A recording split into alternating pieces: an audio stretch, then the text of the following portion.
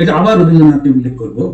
তিনি বলছেন যে ওই যে ব্রহ্মজ্ঞান, সর্বভূতে সে ঈশ্বর রয়েছেন, চৈতন্য রয়েছেন, সেটিকে এত সুন্দর করে তিনি বর্ণনা করছেন। রবীন্দ্রনাথ বলছেন যে প্রত্যেকটি প্রাণী আমাদের যে লোক ভারতবর্ষে, তার জীবনের মধ্যে সেটিকে দেওয়া হচ্ছে কিরকম ভাবে, ব্রহ্মনিষ্ঠ গৃহস্থ তত্ত্ব বিজ্ঞান পরায়ণ।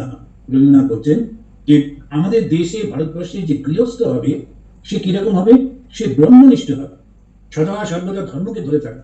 ব্রহ্মনিষ্ঠ গৃহস্থ তত্ত্ববিজ্ঞান পরায়ণ, এবং তার সমস্ত জীবনে যাই করুক না কেন, জ্ঞান চর্চা, আমি কে, আমি কোথা থেকে এলাম, কোথায় আমি যাব, এই প্রশ্নগুলির চর্চা এবং জানবার বাসনা সে কখনো ত্যাগ করবে না।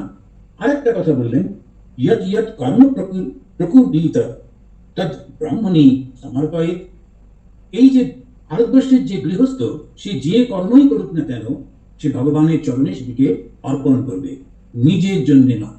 স্বামী বিবেকানন্দ পরবর্তীকালে ভারতবর্ষের স্বাধীনতাকে করবার জন্য, জাগ্রত করবার জন্য, স্বাধীনতার ইচ্ছা জাগ্রত করবার জন্য তিনি বললেন, মনে রেখো, জন্ম থেকে তোমরা দেশ ও মাতৃকার জন্য বলি প্রদত্ত। এই যে দেশ ও মাতৃকা বললেন, এইটি হচ্ছে এই জিওগ্রাফিক্যাল এই দেশটি। কিন্তু এই যে দেশের মধ্যে বৈশিষ্ট্যটা কি, ওটা ওনার ভাষাতে আমরা দেখতে পাবো।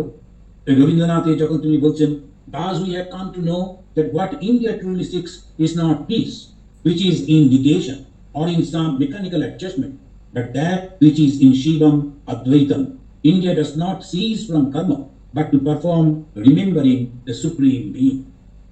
আমরা এরপরে দেখি স্বামী বিবেকানন্দ তিনি